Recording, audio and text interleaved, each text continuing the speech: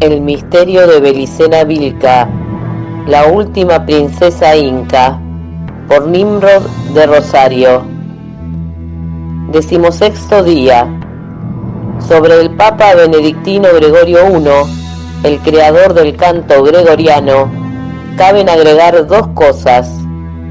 Una es destacar que la presión ejercida sobre San Leandro para que influyese en Recaredo y consiguiese el ingreso masivo de los Golem en España solo dio por resultado que en los monasterios ya existentes se adoptase la regula monachorum, y la otra es notar que su decisión, tomada en combinación con San Columbano Golem, de enviar en el año 596 al monje San Agustín y 39 benedictinos a Gran Bretaña, obedecía a la necesidad de reemplazar provisoriamente a los irlandeses en la tarea evangelizadora.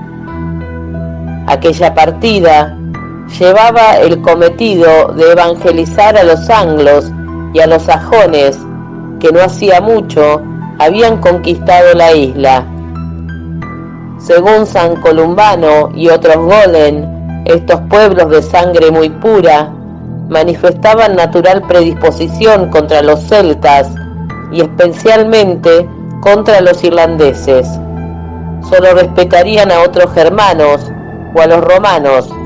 Ellos tendrían que realizar la tarea, pues una vez evangelizados ya habría tiempo para que los Golem se infiltrasen y se apoderasen del control de la Iglesia británica.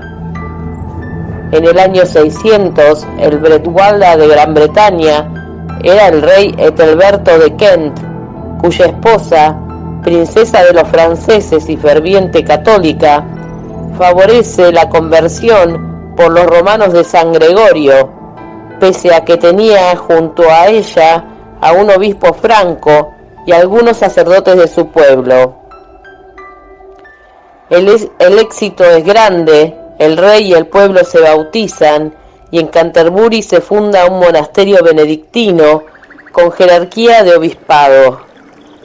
Luego le siguen Essex, Londres, Rochester, York, etc.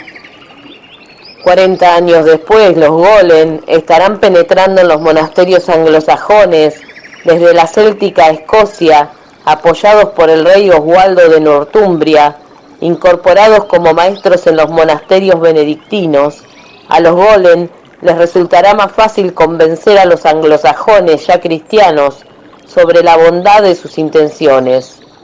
Empero, durante muchos años, la voz cantante será llevada por monjes no irlandeses, tales como el griego Teodoro de Tarso y el italiano Adriano. San Beda el Venerable, muerto en el año 735, lleva el monasterio benedictino de Yarrow a su más alto grado de esplendor. Talleres donde se enseñan los más variados oficios, escuelas religiosas, granjas monacales, copiado y traducción de documentos, instrucción musical, etc. De los monasterios benedictinos y anglosajones saldría una invalorable ayuda para los planes de los Golem, en la persona de los monjes misioneros británicos, que serían mucho mejor recibidos que los irlandeses en los reinos germánicos, Baviera, Turingia, Hesse, Franconia, Frisia, Sajonia, Dinamarca, Suecia, Noruega, etc., verían pasar por sus tierras a los monjes anglosajones.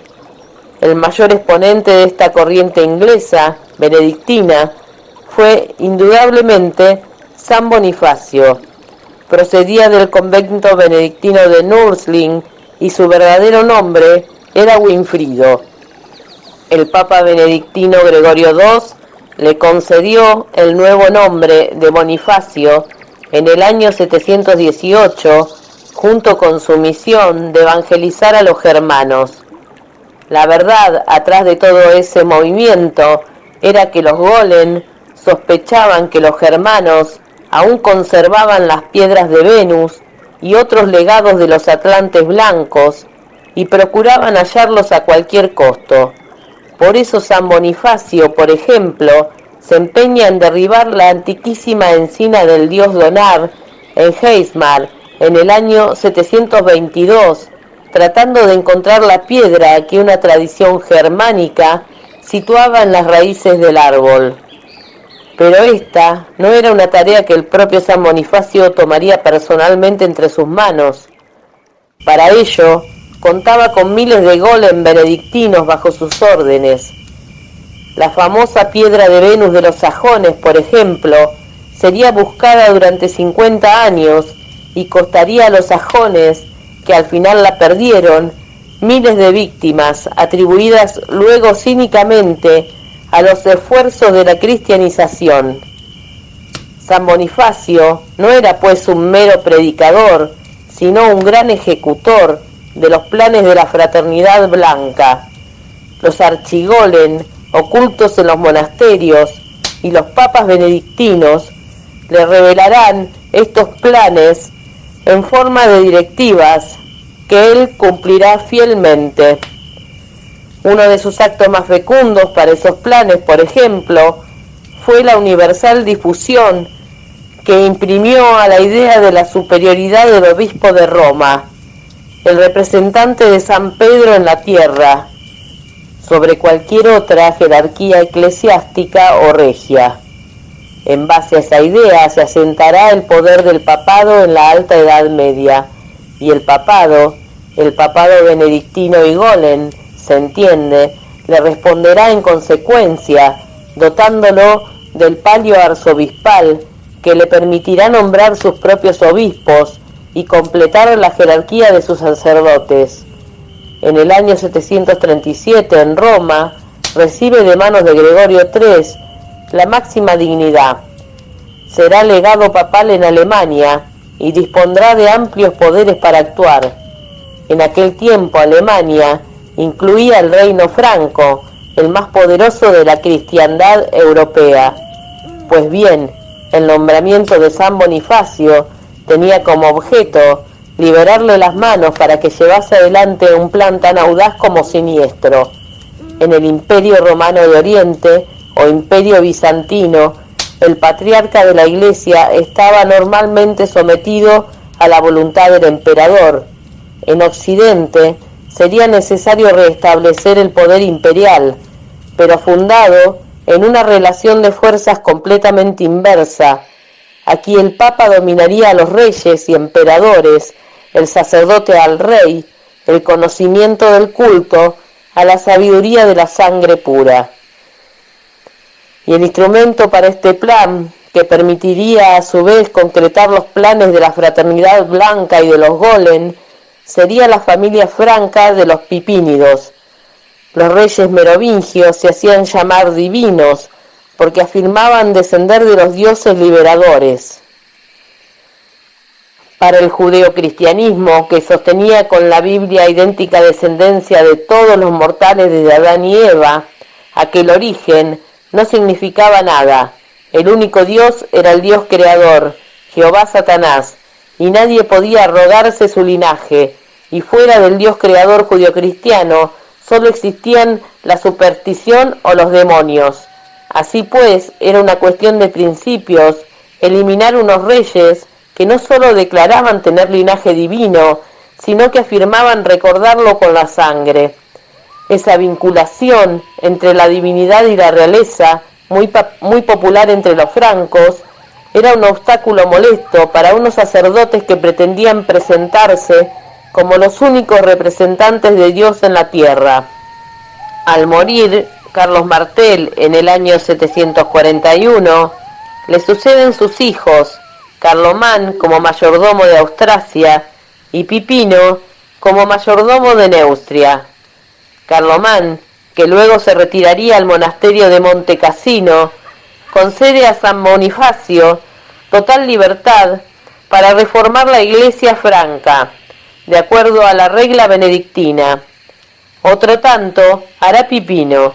En pocos años, mediante una serie de sínodos que van del 742 al 747, se pone a toda la iglesia franca bajo el control de la orden benedictina. Carlomán y Pipino están también dominados por la orden. San Bonifacio comunica a Pipino el plan de los golem con la aprobación del Papa Zacarías. Se destronará al rey Childerico III, el último de los divinos merovingios. En su lugar sería elegido Pipino por los grandes del reino, y su nombramiento estaría legitimado análogamente al Antiguo Testamento por el consentimiento del Papa y la unción de San Bonifacio. El pago del nuevo rey, por legitimar su usurpación, consistiría en un considerable botín, la creación de los estados pontificios, pero esta recompensa no cercenaría en nada el poder del reino franco, pues no se constituiría a sus expensas, sino a la de los lombardos y bizantinos. En efecto, el Papa solicitaba en pago de su alianza con el rey franco unos territorios que debían ser previamente conquistados. Concertado el arreglo, en noviembre del año 751, el rey Childerico III era confinado en un monasterio benedictino y Pipino el Breve, proclamado rey y ungido por San Bonifacio en 754. El rey Pipino y el Papa Esteban II se reúnen en Pontión, donde firman un tratado por el cual los francos se comprometen en adelante a proteger a la Iglesia Católica y a servir al trono de San Pedro.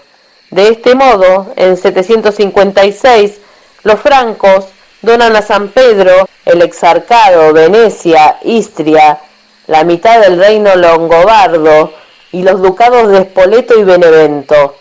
Con Pipino el Breve se inaugura la dinastía carolingia, piedra fundamental en la obra de la Fraternidad Blanca. De lo expuesto se trasluce con claridad que la corte y todos los resortes del Estado franco estaban copados por la orden benedictina. No será difícil imaginar entonces en qué clase de ambiente se educarían sus nietos y familiares, y cuáles las creencias que se les inculcarían sobre la antigua religión pagana de los germanos y sus dioses ancestrales. En vista de esto, habrá que reconocerle a Carlos el Magno el haber hecho todo lo posible por convertirse en judeocristiano y cumplir con el plan de los golem. El fruto de los siglos de paciente y reservada labor, obtenido en los monasterios benedictinos, pudo observarse en la corte carolingia, especialmente en la denominada Escuela Palatina. A esta escuela concurría personalmente el emperador con sus hijos e hijas, su guardia personal y otros miembros de la corte, a escuchar las lecciones que impartían los sabios benedictinos, llegados en muchos casos desde monasterios lejanos. De Italia vinieron a Aquisgrán Pablo de Pisa, Paulino de Aquileia, Pablo diácono de Pavía, etc.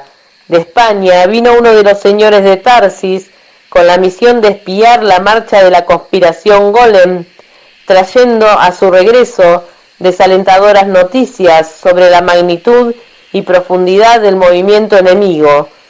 Se llamaba Tibulfo de Tarsis y fue famoso por su libro escrito en la Escuela Palatina, titulado De Spiritus Sancto Velipotens. No obstante estas procedencias, la gran mayoría de los maestros eran irlandeses y anglosajones, es decir, golem y secuaces de golem. Entre los últimos cabe mencionar al cerebro de la Escuela Palatina y de la difusión general, que a partir de ella se daría a la cultura benedictina. Me refiero a Alcuino de York, discípulo de la escuela de San Beda, el Venerable, que se incorpora a la Escuela Palatina en el 781 y dirige entre el 796 y el 804, fecha de su muerte, la escuela del monasterio de San Martín de Tours. Su Schola Palatina es el foco del llamado reconocimiento carolingio, al que contribuyen eficazmente sus obras de inspiración clásica y neoplatónica, y basadas en conceptos de Prisciano, Donato, Isidoro, Beda, Boecio, tales como De Ratione, Animae o sus famosos manuales que rigieron durante siglos la educación europea: gramática, de ortografía, de retórica, de dialéctica, etc. De la escuela palatina salen las ideas para la encíclica de Literis Colendis, cuyas resoluciones aprobadas por Carlomagno tenían fuerza de ley y ordenaban la creación en todos los monasterios y catedrales de escuelas para sacerdotes y legos. En ellas se debería enseñar el trivium, el quadrivium, la filosofía y la teología. El trivium y el quadrivium formaban las llamadas 7 artes liberales. El trivium contenía la gramática o filología, la retórica y la dialéctica, y el quadrivium la astronomía, geometría, aritmética y música. Desde luego que la enseñanza de tales materias estaba a cargo de los monjes benedictinos, quienes se habían preparado para eso durante 200 años y eran los únicos que disponían de suficientes maestros y material clásico con que cumplir la orden real que ellos mismos habían inspirado. Y los benedictinos Golen tenían bien claro cómo debían educar las mentes europeas para que en los tiempos por venir se experimentase colectivamente la imperiosa necesidad del templo local. Entonces el Colegio de Constructores Golen, que pronto se pondría en marcha, levantaría templos de piedra nunca vistos, catedrales magníficas, construcciones que en realidad serían máquinas de piedra, de tecnología atlante morena, y cuya función apuntaría a transmutar la mente del creyente y ajustarla al arquetipo colectivo de la raza hebrea, que es el mismo que el de Jesucristo arquetípico. Alcuino, que se hacía llamar Flaco en honor del poeta latino Horacio, dirigía los círculos culturales benedictinos Golen que rodeaban al emperador. En tales cenáculos se respiraba un aire bíblico y judaico muy intenso. El propio Carlomagno exigía ser llamado David, y su fiel consejero Eginardo, por ejemplo, pedía se lo nombrase Bezalel, por el constructor del tabernáculo en el templo de Jerusalén. En este especial microclima, ambientado por los benedictinos Golen, al emperador y sus principales colaboradores de la nobleza franca se les iba lavando lentamente el cerebro y se los condicionaba para adoptar el punto de vista Golen sobre el orden del mundo. Para preservar ese orden, por ejemplo, se debía erradicar el paganismo e imponer mundialmente el judeocristianismo. Eso era el bien, lo que mandaba la ley de Dios y lo que suscribía el representante de San Pedro. No importaba si para conseguir ese bien se debiesen destruir pueblos hermanos, Dios perdonaría a los suyos todo lo hecho en su nombre.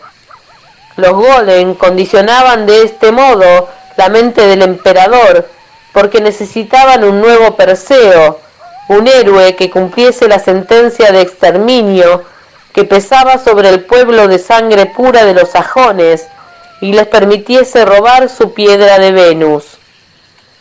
Por lo menos el pueblo perseo de los cartagineses que destruyera a Tartesos 1000 años antes pertenecía a otra raza. El crimen de Carlomagno y sus francos es inestimablemente mayor, pues no conforme con apoyar militarmente la ofensiva lanzada por San Bonifacio contra la sabiduría hiperbórea de los sajones, emprendió él mismo la tarea de exterminar a la nobleza sajona, hermana cercana de la sangre franca. El de los sajones fue uno de los últimos pueblos de Occidente que se mantuvo ininterrumpidamente fiel al pacto de sangre y a los dioses liberadores. Según ellos creían, los atlantes blancos les habían encomendado la misión de proteger un gran secreto de la raza blanca que cayera del cielo sobre Alemania hacía miles de años durante la batalla de la Atlántida. Aquel secreto estaba específicamente mencionado en el mito de Nabután, a quien los sajones llamaban Wotan, como el anillo de la llave Kalachakra, donde los dioses traidores habían grabado el signo del origen. Freya Perdiz lo tuvo que soltar antes de penetrar en el moribundo Nabután, y su caída, según la sabiduría de los sajones, se produjo en Alemania. Concretamente había caído sobre las rocas de Lechterstein, una montaña que se encuentra en el centro del bosque Teutoburger Wald. De acuerdo a lo que sostenían los sajones, el anillo tocó las rocas en coincidencia con el momento en que Nabután resucitaba y adquiría la sabiduría de la lengua de los pájaros. Esto produjo que el signo del origen se descompusiese en las 13 más 3 brunas o runas y que éstas se plasmasen para siempre en las rocas de Lechterstein.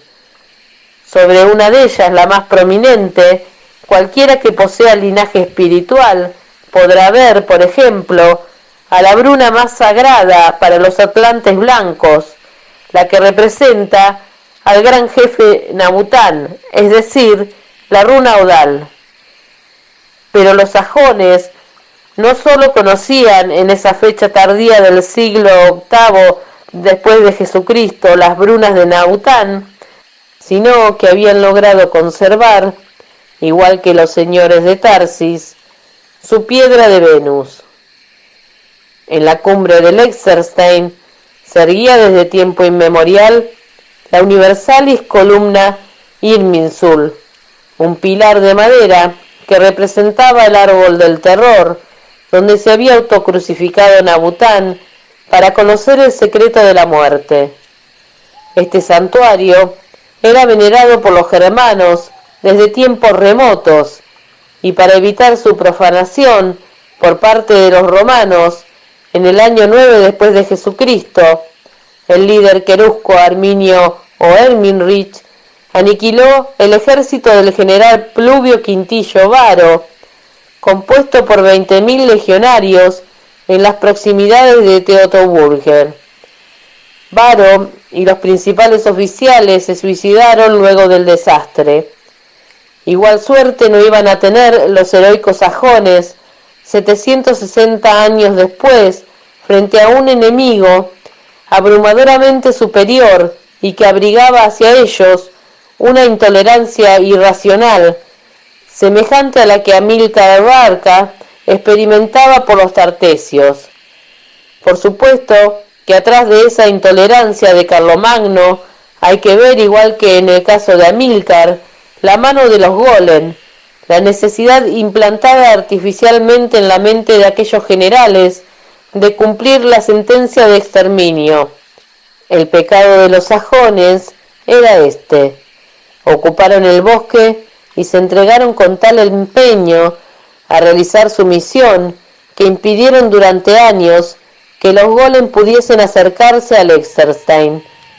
Pero lo más grave era que grabaron los 13 más 3 signos rúnicos del alfabeto sagrado en la columna Irminsul y le incrustaron en su centro la piedra de Venus, en rememoración del ojo único de Wotan, que miraba al mundo del gran engaño desde el árbol del terror. La repulsión que los sajones experimentaban hacia los sacerdotes golem, su rechazo irreversible al judeocristianismo, su fidelidad al pacto de sangre y a la sabiduría hiperbórea, su defensa encarnizada de la plaza de Teutoburger Wald y su negativa a entregar la piedra de Venus, eran motivos más que suficientes para decretar el exterminio de la casa real sajona, especialmente en ese momento en que el poder de los golem estaba en su apogeo.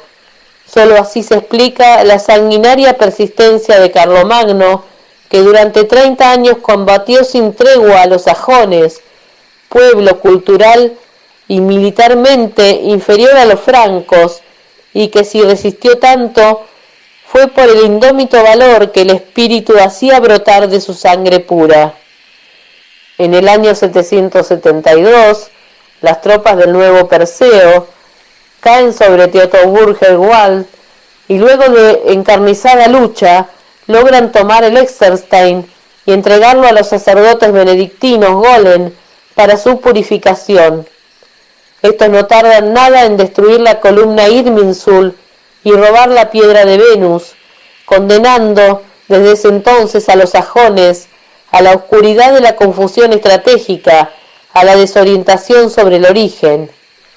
No obstante el botín conquistado, faltaba cumplir la sentencia de los Golen.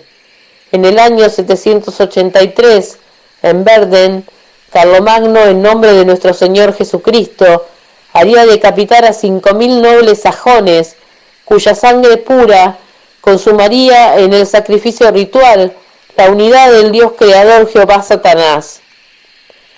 Tras una posterior resistencia sin esperanzas por parte del único jefe rebelde sobreviviente, Witiquín, los sajones terminaron por aceptar el judeocristianismo, como tantos otros pueblos en similares circunstancias, y se integraron al reino franco.